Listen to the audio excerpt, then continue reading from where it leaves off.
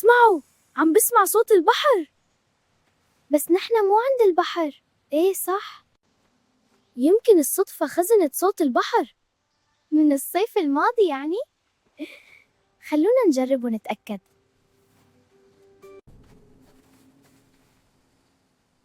غريب، حتى الكوب عم يطلع نفس الصوت.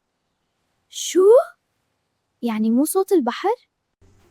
لا، الصدفة ما بتخزن صوت البحر. طب ليش بسمع نفس الصوت؟